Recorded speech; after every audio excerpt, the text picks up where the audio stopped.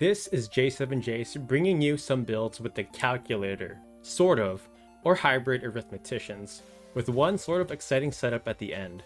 Now, a lot of people keep saying that this job is insanely overpowered. However, I will argue that this isn't entirely true, as using them as a primary isn't so ideal because of their overall stats, particularly speed, which is abysmal. You're going to get rolled if you use it as a base. The other argument is that it's their abilities that are overpowered, like when you put math skill or arithmetics on other jobs. This is where you start breaking the game. However, if you really like their sprite, or the way they look, you can de-level and re-level many times to make better use of them, as well as increase their bravery and faith. Also equip items that will boost their speed, but this is more trouble than it's worth. If you can't access items that give speed, then deploy Ramza and Lucio in battle, and constantly use Tailwind on them, and also haste. Equip Bundaments with Focus Learned, so the character can gain XP and JP. This is a great way for them to slowly learn abilities. If you insist on using Arithmetician as a primary, then use some of the best equipment and abilities like the Mana Shield, Mana Font combo, and equip things like Chantage. But they can't equip things like rods to help boost their MA, which is problematic. This pretty much wraps up my main build with the Arithmetician, as I really don't think they should be used as a primary. Now, the best way to use their abilities is on other characters and jobs. Some of the best people for this is, well, of course, Ramza and Raze, but the other magic users like Black Mages and Summoners are great because their MA is far superior.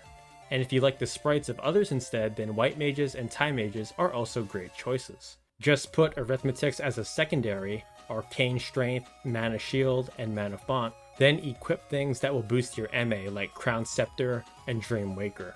And if possible, Brass Coronet, Wizard's Robe, and an MA boosting accessory like Mage Power Glove. If you're afraid of Mana Shield not going off, then equip an item that will absorb the element of the magic you're casting. So things like Chameleon Robe and Sage's Ring are ideal. This second part wasn't really an Arithmetician build, so I got one last setup I will show. Just note that it's purely for fun, assuming you can even get a turn in. And I do not recommend using it in a hard story battle, let alone any random battle. We are literally going to try and use math here from a lexicon. Stack as much PA and MA and equip Omnilex, that is right, a book build, then Brass Coronet, Lordly Robe, and Genji Glove. And for your abilities, items, Soulbind, Attack Boost, and Life Font. Books and dictionary damage is based on our PA, MA, and weapon power, with the exact formula being PA plus MA divided by 2 times our weapon power. It's still going to do weak damage, and it's probably my worst build I've ever made to date, but hey, we truly have to embrace being an arithmetician. Overall, just use math skill on other jobs and avoid being a calculator unless you have to learn their abilities like their action abilities, Soulbind, and XP boost. Their stats are just very bad. That is it for today's video. Thanks again for watching, and I'll see you next time for more FFT videos.